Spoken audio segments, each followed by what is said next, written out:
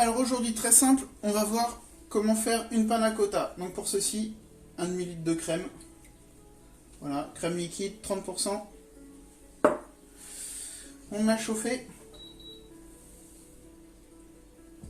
Donc fais attention de ne pas faire bouillir. J'ai 40 g de sucre. À ça, j'y rajoute de la poudre de vanille, une cuillère à café. De l'arôme vanille, une cuillère à café également.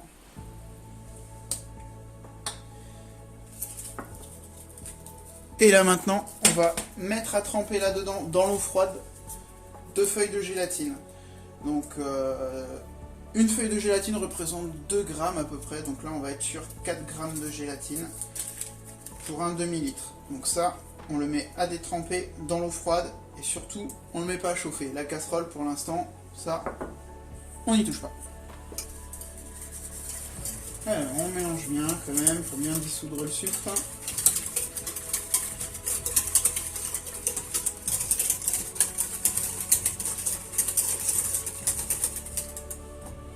Donc maintenant que ma crème commence à être chaude, qu'elle commence à bien fumer, avant que ça bout, je coupe le feu.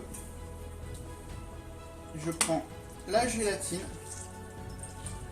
Voilà, je presse bien pour enlever l'excédent d'eau. Et ça, je viens le faire fondre dans ma crème.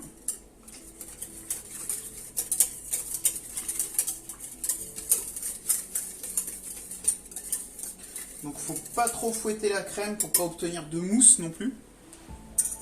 Et maintenant on va pouvoir le mouler. Donc là maintenant j'utilise mon joli petit entonnoir.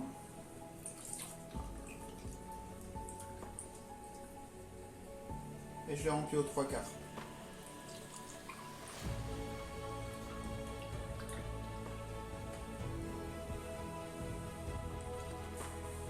Une fois les verrines remplies de la préparation de panna cotta, on va pouvoir les mettre au frais au moins pendant 2 à 3 bonnes heures pour que la crème soit bien prise. Donc une fois que la panna cotta est prise, c'est censé faire comme un petit yaourt. Voilà, avec ça donc on peut rajouter un coulis de fruits rouges, une sauce chocolat, un peu de confiture si on le souhaite, du miel ou alors un caramel. Donc là je vais vous faire voir comment faire un caramel pour bien accompagner la panna cotta. Donc pour réaliser le caramel, on va mettre 50 g de sucre, 25 g d'eau à peu près. On mélange bien le tout. Voilà. Et maintenant ça, on va le mettre à chauffer à fond. Donc on le mélange bien en le remuant un petit peu comme ceci. Voilà. Par contre, pour faire le caramel, toujours très important, il faut aller à fond. Si on y va tout doucement, le peur de le cramer, mais il va finir par masser, donc il va faire comme une pâte.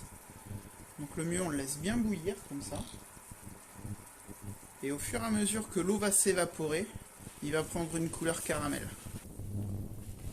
Donc là, il commence à dorer sur le côté, on voit bien. Donc on mélange bien. Je me prépare ma crème à côté de moi, 30%. J'ai une pincée de fleur de sel. Voilà. Hop, je mets ma fleur de sel dedans. Voilà, là on a un joli caramel. Donc maintenant, je déglace avec la crème. Voilà. On le retire un petit peu du feu, pour pas que ça déborde surtout. Et on peut se remettre dessus.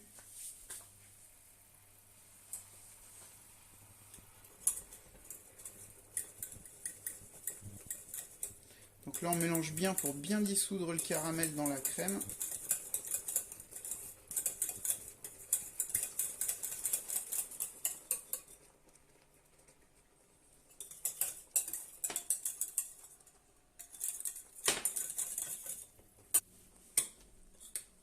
Voilà, et donc là j'ai un caramel qui nappe bien. Voilà, il nappe bien ma cuillère. Donc là il est nickel. Ça maintenant je vais le réserver de côté. On va le laisser refroidir avant de le mettre sur la panna cotta. Voilà. donne envie celui-là.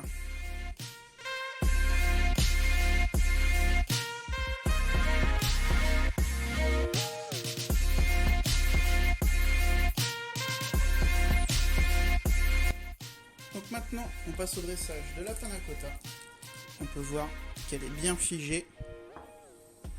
Donc là, je vais y disposer. Alors j'ai fait un cornet dans lequel j'ai mis le caramel. Donc on peut utiliser une poche à douille ou alors le mettre à la cuillère. Hop, on dépose un peu de caramel.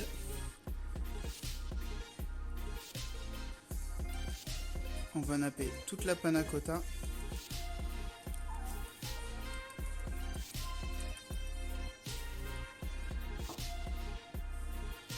Maintenant on peut y disposer les petites tuiles au chocolat.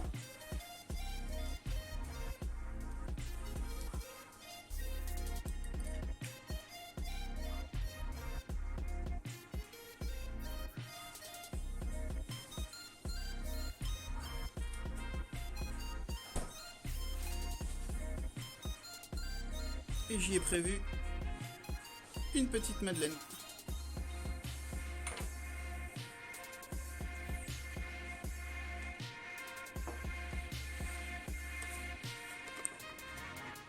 J'espère que cette recette de panna cotta vous aura plu. Je vous remercie d'avoir regardé la vidéo et je vous dis à très vite. Allez, ciao!